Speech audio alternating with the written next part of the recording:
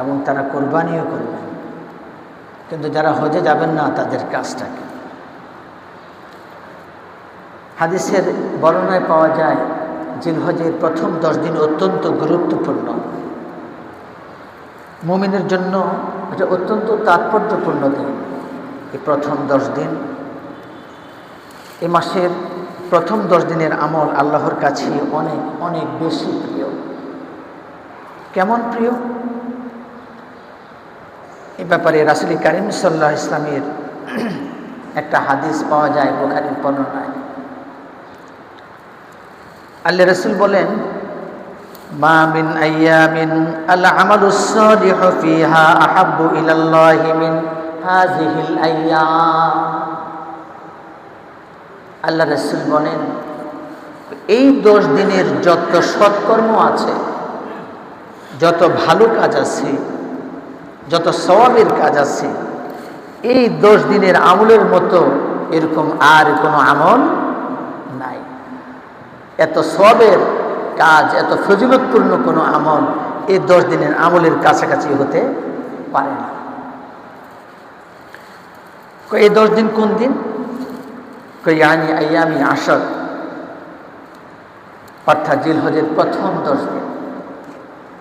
জিলহজের প্রথম 10 দিনের আমল এত বেশি প্রিয় আল্লাহর নিকট যে এর চেয়ে আর বেশি প্রিয় কোনো আমল নাই। আল্লাহ রাসূলের সাহাবীরা কৌতূহল বশত জিজ্ঞেস করলেন, ক্বালু ইয়া রাসূলাল্লাহ। সাহাবীরা সমবেত সাহাবীরা সবাই জিজ্ঞেস করলেন, ইয়া রাসূলাল্লাহ, ওয়ালাল জিহাদু ফি সাবিলিল্লাহ, আল্লাহর রাস্তায় যে জিহাদ করে এটাও কি এই 10 দিনের আমলের চাইতে বেশি প্রিয় নয়? আল্লাহ রাসূল বলেন, ওয়ালাল জিহাদু ফি সাবিলিল্লাহ, কয় না, আল্লাহর রাস্তায় জিহাদ করাটাও এই 10 দিনের আমলের চাইতে বেশি প্রিয় নয়। তবে একটা কথা আছে। কি কথা? ইল্লা রাজুলুন খারাজা বিনাফসিহি ওয়া মালিহি ফালাম ইয়ারজি মিন যালিকা বিশাইইন। আল্লাহ রাসূল বলেন, ও আমার সাহাবীরা, জিলহজের প্রথম 10 দিনের আমলের চাইতে আল্লাহর নিকট অধিক প্রিয় আমল আর কোনো কিছুই নাই। সাহাবীরা যখন কৌতূহলবশত জিজ্ঞেস করলেন, ক্বালু ইয়া রাসূলুল্লাহ ওয়ালাল জিহাদু ফি সাবিলিল্লাহ, আল্লাহর রাস্তায় সংগ্রাম করা, আল্লাহর রাস্তায় জিহাদ করাও কি জিলহজের প্রথম 10 দিনের আমলের চাইতে প্রিয় নয়? আল্লাহ রাসূল বলেন, ওয়ালাল জিহাদু ফি সাবিলিল্লাহ, আল্লাহর রাস্তায় জিহাদ করাও জিহাদের প্রথম 10 দিনের আমলের চাইতে উত্তম নয়, অধিক প্রিয় নয়। কিন্তু কি? ইল্লা রাজুলুন খারাজা বিনাফসিহি ওয়া মালিহি ফালাম ইয়ারজি মিন শাইইন বিযালিকা বিশাইইন, কিন্তু ওই ব্যক্তি, যে ব্যক্তি নিজের জান মাল নিয়ে আল্লাহর রাস্তায় জিহাদ করার জন্য বেরিয়ে গেছে, কিন্তু সব কিছুই শেষ করে এসেছে, তার জানও শেষ হয়েছে, মালও শেষ হয়েছে, সেখান থেকে আর কোনো কিছুই ফিরে আসে নাই, সে ব্যতিক্রম। কথা বুঝতে পেরেছেন? যে আল্লাহর রাস্তায় জিহাদ করার জন্য নিজের জান মাল সব কিছু নিয়ে বেরিয়ে গেছে, কিন্তু জিহাদের ময়দান থেকে আর কোনো কিছুই বাসায় ফিরে আসে নাই। সে নিজেও শাহাদাত বরণ করেছে, তার ধন সম্পদ সব বিলিয়ে দিয়েছে, তার কথাটা ব্যতিক্রম। কিন্তু জিলহজের প্রথম 10 দিনের আমল আল্লাহর নিকট এত অধিক প্রিয় যে জিহাদ ফি সাবিলিল্লাহ চাইতেও প্রিয়। শুধু ওই ব্যক্তি ব্যতিক্রম যে জিহাদে গেছে জান এবং মাল নিয়ে, কিন্তু তার আর কোনো কিছুই ফিরে আসে না, তার কথা ভিন্ন। প্রিয় ভাইরা, তাহলে ওই ব্যক্তির মতো তো আমল করার সুযোগ এই মুহূর্তে আমাদের নাই, আছে? কারণ আল্লাহ রাসূলও নাই, অথবা ইসলামপন্থীরা এরকম কোনো জিহাদেরও ডাক দেয় নাই যে কুফরি শক্তির বিরুদ্ধে তোমাদেরকে জিহাদ করতে হবে, তোমরা আসো, আর জান মাল নিয়ে আপনি বেরিয়ে যাবেন জিহাদে। এ সুযোগও তো আর নাই, আছে? আর নাই।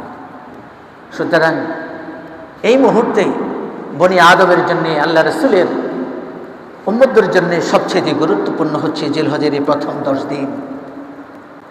প্রশ্ন হতে পারে, তাহলে এই 10 দিনের কাজ কি?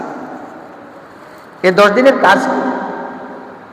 হ্যাঁ, এই 10 দিনের কাজ হলো,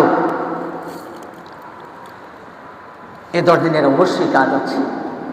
আজকে জিলহজের 2 তারিখ, মাঝখানে আর কয়দিন আছে?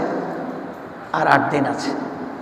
10 তারিখ তো আমরা গরু কোরবানি নিয়ে ব্যস্ত, মাঝখানে আর 7 দিন। তো গরু কোরবানির দিন, সেটাও গুরুত্বপূর্ণ দিন। এই জন্য আমাদেরকে একটা কর্মসূচির মধ্য দিয়ে এই 10টা দিন অতিক্রম করা আমাদের উচিত।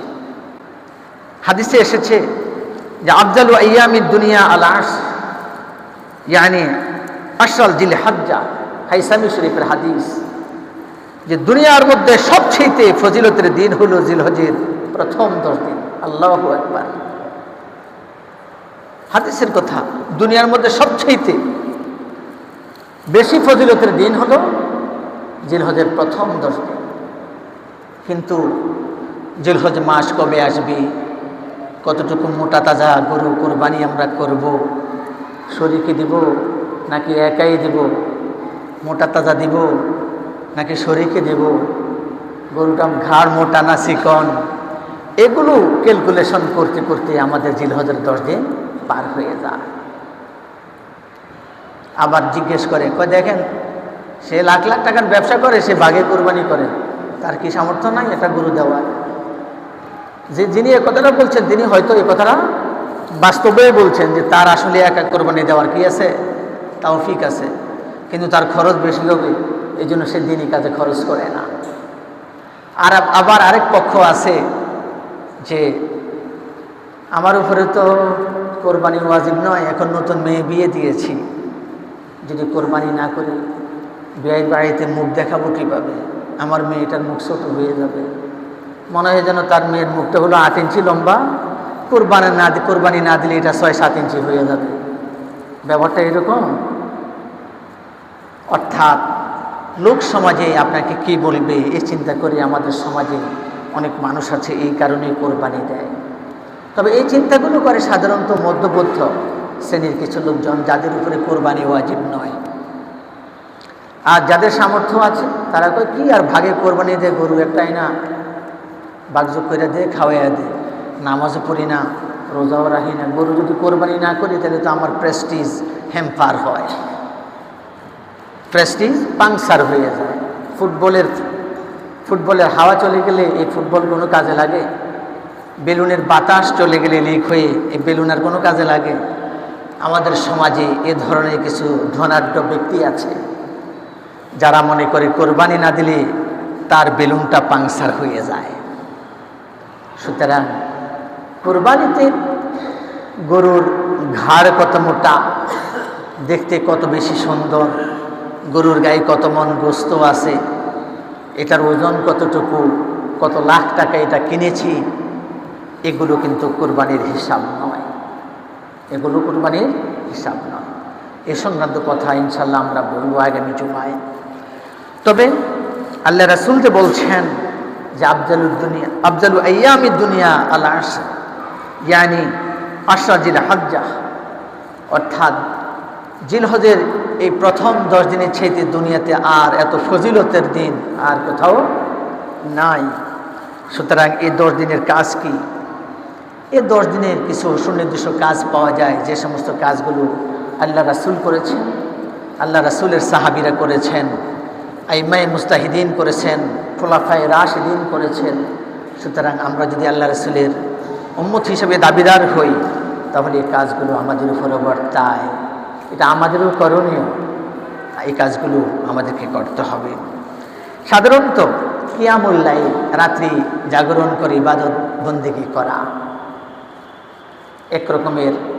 এই 10 দিনের মধ্যে কিয়ামুল লাইল, আপনি রাত্রি জাগরণ করে ইবাদত বন্দেগী করবেন, কিছু অংশ ঘুমালেন, কিছু অংশ ইবাদত করলেন, অর্থাৎ রাত্রিতে অধিক সময় যাবত আপনি কি করলেন? ইবাদতে মগ্ন থাকলেন। কি কি ইবাদত করবেন?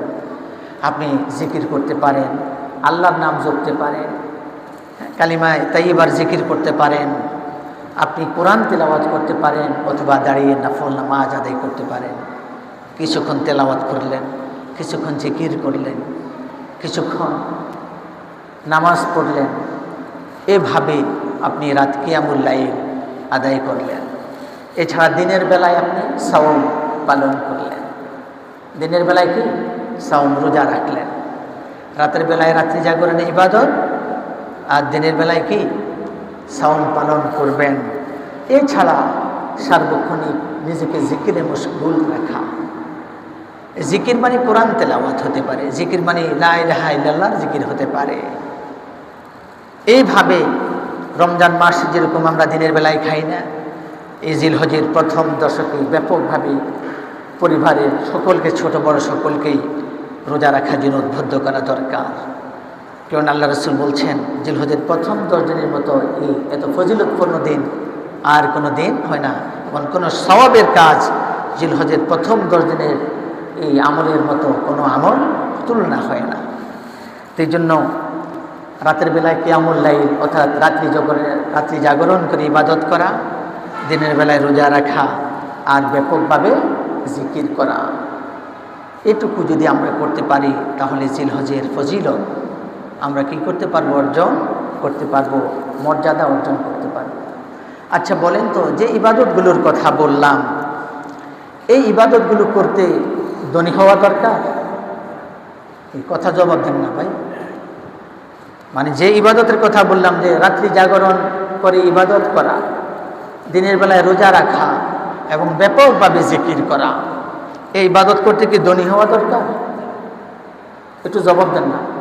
ধনী হওয়া দরকার? ধনী হওয়া দরকার নেই। অর্থাৎ শর্ত হচ্ছে যদি আপনি মুসলিম হন, সুস্থ হন। সুস্থ হন অর্থাৎ সুস্থ হওয়া মানে হলো পাগল মাতাল না হওয়া। কথা বুঝছেন? সুস্থ হওয়া মানে কি? পাগল মাতাল না হওয়া। অথবা ওই রকম অসুস্থ, আপনি রোজা রাখার ক্ষমতা নেই কিন্তু জিকির তো করতে পারবেন, তিলাওয়াত করতে পারবেন। এখানে সুস্থ হওয়া মানে হলো কি? পাগল বা মাতাল না হওয়া, ব্রেন ঠিক থাকা। তো সুতরাং এই ইবাদতগুলো ধনাঢ্য হওয়া শর্ত নয়, শর্ত হচ্ছে মুসলিম হওয়া। আপনি আল্লাহকে ভালোবাসেন, আপনি রাসূলকে ভালোবাসেন, আপনি ইসলামকে ভালোবাসেন, আপনি মৌতের পর জান্নাতের আশা করেন, আপনি পৃথিবীতে ভালো মানুষ হিসেবে থাকতে চান, আপনি পৃথিবীতে ইমানদার পরিচয় চলতে চান, তাইলে আপনার কাজ হলো কিয়ামুল লাইল করা, রাত্রি জাগরণে ইবাদত করা, দিনের বেলায় রোজা রাখা, জিকির করা, তিলাওয়াত করা, বেশি বেশি দুরূদ শরীফ পড়া। এগুলো হলো জিলহজের প্রথম 10 দিনের আমল। ফরজ ইবাদতের জন্য নির্ধারিত সময় আছে। কি বলেন? ফরজ ইবাদতের জন্য নির্ধারিত সময় আছে। আসরের একটা নির্ধারিত টাইম আছে, জোহরের একটা নির্ধারিত টাইম আছে। এই জোহরের নামাজ আদায় করতে হলে আপনাকে অপেক্ষা করতে হয় যে কখন জোহরের ওয়াক্ত হবে আপনি নামাজ পড়বেন। ফজরের নামাজ পড়তে হলে আপনাকে অপেক্ষা করতে হয় যে কখন ফজরের ওয়াক্ত হবে। কিন্তু নফল ইবাদতের জন্য কোনো নির্ধারিত টাইম নেই। শুধু সূর্যাস্ত, দ্বীপ্রহর আর সূর্যোদয়, এই 3টা সময় ব্যতী রেখে আপনি বাকি সময় যে কোনো সময় আপনি নফল ইবাদতে নিজেকে মশগুল রাখতে পারেন, ব্যস্ত রাখতে পারেন। এই জন্য আমাদেরকে মনে রাখা দরকার। আল্লাহ রাসূল বলেছেন, মুসলিম শরীফের হাদিস, ক্বালা রাসূলুল্লাহ সাল্লাল্লাহু আলাইহি ওয়াসাল্লাম, সিয়ামু ইয়াউমি আরাফাতা আহতাসিবু আলাল্লাহি আন ইউকাফিরাস সানা আল্লাতী ক্বাবলাহু ওয়াস সানাতা আল্লাতী বা'দা। আল্লাহ রাসূল বলেন, আরাফার দিবসের সিয়াম বিগত বছর ও আগামী বছরের কাফারা হবে। আল্লাহু আকবার। যদি কেউ আরাফার দিনে অর্থাৎ জিলহজের 9 তারিখে রোজা রাখে। আবার একটা কথা বলে রাখি যে আমরা অনেকেই হজের দিন বা আরাফার দিন হিসাব করি কি সৌদি আরবের সাথে। এটা মূর্খতা। এটা কি মূর্খতা। বাংলাদেশের আকাশে যখন চাঁদ ওঠে তখন থেকে আমাদের হিসাব শুরু হয়। কথা বুঝতে পেরেছেন? সুতরাং 9 জিলহজ যেদিন আমাদের জন্য হবে সেদিন আমরা আরাফার দিন হিসেবে রোজা রাখবো। তবে দেখা যাবে সেদিন সৌদি আরবে কোরবানি হয়ে গেছে। কথা বুঝতে পেরেছেন? আরাফার দিন মানেই হলো জিলহজের 9 তারিখ। আরাফার দিন মানে কি? জিলহজের 9 তারিখ। বাংলাদেশে আকাশে যেদিন চাঁদ উঠেছে সেই হিসাবে জিলহজের 9 তারিখ যেদিন, সেদিন হলো আরাফার দিন। তো এই জন্য আরাফার দিনের বিশেষ ফজিলত, যে আল্লাহ রাসূল সাল্লাল্লাহু আলাইহি ওয়াসাল্লাম বলেছেন যে ব্যক্তি আরাফার দিনে রোজা রাখে, তার অতীতের এবং আগামী অতীতের 1 বছর এবং আগামী 1 বছরের কাফারা হয়ে যায়, অর্থাৎ তার সমস্ত গুনাহ মাফ করে দেওয়া হয়। আল্লাহু আকবার। আমরা যেন এই ছোট্ট আমলের মধ্য দিয়ে, ছোট্ট নয়, যে আমলের গুরুত্ব এত বেশি সওয়াব, আমরা যেন এই আমলটা অবহেলায়, উদাসীনতায় ছেড়ে না দেই। খেয়াল থাকবে তো ইনশাল্লাহ আমাদের?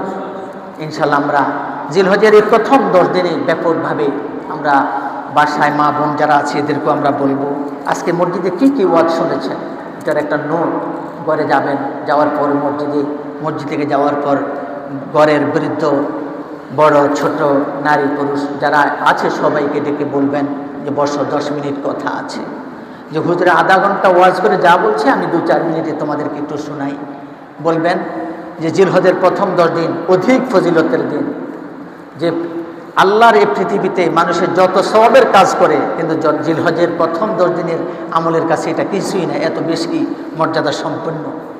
এবং এই 10 দিনে কিছু কাজ দেওয়া হয়েছে, রোজা রাখা দিনের বেলায়, রাতের বেলায় রাত্রি জাগরণে ইবাদত করা, জিকির করা, তিলাওয়াত করা, দুরূদ শরীফ পাঠ করা, অর্থাৎ ব্যাপকভাবে ইবাদতে ব্যস্ত থাকা।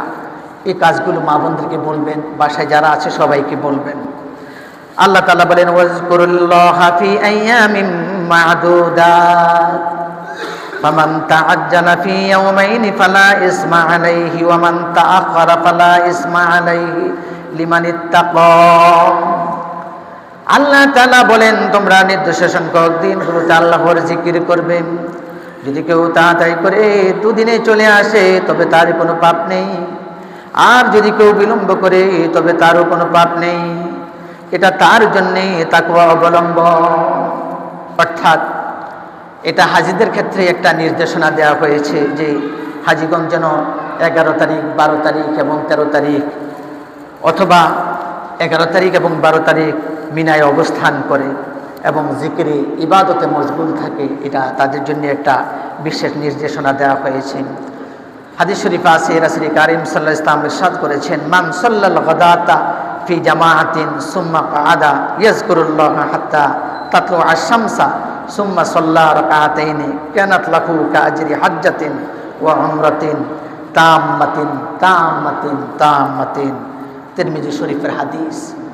দেখেন কত গুরুত্বপূর্ণ একটা হাদিস, একটু লক্ষ্য করুন। আমরা যে আমাদের জীবনে কত ছোট ছোট আমল দিয়ে যে কত বেশি মর্যাদা আমরা অর্জন করতে পারি, আমরা একটু খেয়াল করি না, মনোযোগের সাথে আমরা শুনি না। ইমাম সাহেব কখন মিম্বরে দাঁড়াবেন খুতবা দেওয়ার জন্য, তখন আমরা মসজিদে আসি। আফসোস, এগুলো আফসোস। আল্লাহ রাসূল বলেন, যে ব্যক্তি ফজরের সালাত জামাতে আদায় করে এবং এরপর সূর্য উদয় পর্যন্ত আল্লাহর জিকিরে রত থাকে, ফজরের সালাত জামাতে আদায় করে এবং সূর্য না ওঠা পর্যন্ত, ততক্ষণ পর্যন্ত আল্লাহর জিকিরে কি থাকে, ব্যস্ত থাকে, মগ্ন থাকে। অতঃপর সে যখন সূর্য উদিত হয় অতঃপর সে 2 রাকাত সালাত আদায় করে, আমরা যেটাকে সালাতুল ইশরাক বলি, আদায় করে, তো সে একটি হজ এবং একটি উমরার সওয়াব পাবে। সুবহানাল্লাহ। এটা শুধু জিলহজের আমল না, এটা শুধু কি জিলহজের আমল না। আমরা তো সালাম ফিরাই দৌড় মারি, মনে যেন আমাকে শয়তানি গুতায় ততক্ষণ পর্যন্ত। কেননা ফজরের নামাজের, ফরজ নামাজের সালাম ফেরানোর পর সূর্য না ওঠা পর্যন্ত আর কোনো নফল নামাজ পড়া যায় না। হ্যাঁ, আল্লাহ রাসূল সাল্লাল্লাহু আলাইহি ওয়াসাল্লাম ফজরের ফরজ নামাজের সালাম ফেরানোর পর তিনি ওই জায়গাতেই অবস্থান করতেন এবং আল্লাহর জিকিরে মশগুল থাকতেন। এখানে অনেক রকমের দোয়া আছে, যেমন আল্লাহুম্মা আজরিনি মিনান নার, আমরা পড়ি না 7 বার, এটা তো ফজরের পরের আমল। এরপরে আল্লাহুম্মা ইন্নী আসআলুকা রিযাকা ওয়াল জান্নাহ, যে 8 বার পড়ি, এটাও তো ফজরের পরের আমল। এই সমস্ত মাসনুন দোয়াগুলো, যে সমস্ত দোয়া আল্লাহর রাসূল কি করেছেন, আমল করেছেন, সাহাবীরা আমল করেছেন, আমরা এগুলো আমল করব। আর এই সময়ে তো আপনার আসলে গুরুত্বপূর্ণ কোনো কাজও থাকে না বাসা বাড়িতে, কেউ ছোটরা কেউ ঘুমিয়ে থাকে, আর আপনি যদি বাসায় তাড়াতাড়ি ঢোকেন তখন মহিলারা ব্যস্ত হয়ে পড়ে যে পুরুষ আসছে, নাস্তা দিতে হবে, এই করতে হবে, সেই করতে হবে। আপনি যদি মসজিদে ব্যস্ত থাকেন, ইবাদতে জিকিরে ব্যস্ত থাকেন, ফজরের সালাতের সালাম ফিরানোর পর আপনি সূর্য উদয়ের পর 2 রাকাত নামাজ পড়ে এরপর আপনি আস্তে ধীরে বাসায় যাবেন, ততক্ষণ আপনি মসজিদে বসে তেলাওয়াত করলেন, জিকির করলেন। এই দিদি মা বোনরাও ফজরের নামাজ পড়ে তারাও কিছু তেলাওয়াত করার সুযোগ পায়। আপনিও আস্তে ধীরে গেলেন, তারাও তেলাওয়াত করুন, নামাজ পড়লো, আস্তে ধীরে পরে গেলেন। কিন্তু আপনি এক জায়গায় সিস্টেম লস করার কারণে সকলের সিস্টেম পাল্টে যায়, হয় না? আপনি যদি নিজের কার্যক্রমকে এভাবে সাজান, ঠিক আপনার বন্ধুরাও বুঝবে যে না, এই লোক এই টাইমে মসজিদে থাকে, তাকে ডিস্টার্ব করা যাবে না, তাকে ডিস্টার্ব করা যাবে না। সুতরাং জীবনকে এইভাবে সাজাতে হবে। আপনি বন্ধু মানুষ, মসজিদে আসার পরে এরকম দেখা যায় যে আপনি মসজিদে নামাজে দাঁড়িয়েছেন আর নামাজে দাঁড়ানোর পরে আপনাকে একজনে ফোন দিয়েছে, এরকম মোবাইল বাজানো, কথা বলেন। তার মানে আপনার সম্পর্ক যে সকল মানুষের সাথে তারা মসজিদে নামাজে জামাতে নামাজ পড়ে না, সে প্রমাণ করেছে যে আপনার এমন এক লোকের সাথে সম্পর্ক যে আপনাকে ফোন দেয় মসজিদে জামাতের টাইমে, অর্থাৎ সে লোক মসজিদে জামাতে নামাজ পড়ে না। এটা প্রমাণ আপনি নিজেই। নাইলে আপনি নামাজে দাঁড়িয়েছেন, আপনার মোবাইল ফোন কিভাবে তখন বেজে উঠতে পারে? নিশ্চয় আপনি যে ব্যক্তি, সে নামাজই হতে পারে, আমি জানি না, কিন্তু এটা উচিত সে জামাতে নামাজ পড়ে না। না হলে জুমার টাইম, জোহরের টাইম, আসরের টাইম বাংলাদেশে এটা আকাশ কুসুম কোনো ডিফারেন্স হয় না। হয়তো 2-4 মিনিট এদিক সেদিক দেশের বিভিন্ন অঞ্চল ভেদে হতে পারে, কিন্তু যে ব্যক্তি আপনাকে ফোন দিবে সে ঘড়ির দিকে তাকাবে না যে এখন জামাতের টাইম কিনা। এটা তো সত্য কথা। আপনি কোন ধরনের লোকের সাথে জীবন পরিচালনা করেন, আপনাকে কারা ফোন দেয়, এটা দুঃখজনক। আজকের মসজিদের মুয়াজ্জিনরা মাইকে ঘোষণা দিতে হয় যে মোবাইল ফোন বন্ধ করুন। কি কারণটা কি? যারা মসজিদে নামাজ পড়তে এসেছে তাদের কি আকল কম, তাদের কি বুদ্ধি কম, তাদেরকে মস্তিষ্কে প্রবলেম আছে? তা তো উচিত মসজিদে ঢুকার সময় মোবাইল ফোন অফ করে সে ঢুকবে। আপনি বলবেন যে হুজুর, মানুষ তো ভুল হতে পারে। আমি জানি ভুল মানুষেরই হয়। আজকের এই কথাগুলো আপনাদের সতর্কতার জন্যে, আপনাদের সতর্কতার জন্যে বলছি। ভুল মানুষেরই হয়, ভুলের ঊর্ধ্বে মানুষ নয়। কিন্তু এ কথা তো সত্য যে আপনি যাদের সাথে চলেন তারা আপনাকে ফোন দিয়ে, মোবাইল ফোন বেজে ওঠে, সেও জামাতে নামাজ পড়ে না, আপনিও নামাজ পড়তে আসলেন জামাতে, কিন্তু সেইটাও খেয়াল করলেন না, আপনিও খেয়াল করলেন না। আল্লাহ তাআলা আমাদেরকে পরিচ্ছন্ন জীবন, গঠনমূলক সুন্দর জীবন তৈরি করা এবং একটা আল্লাহকে ভয় করি এমন জীবন, রাসূলের আদর্শ ধারণ করতে পারি এমন জীবন, পরিচ্ছন্ন জীবন দান করুন। সবাই বলি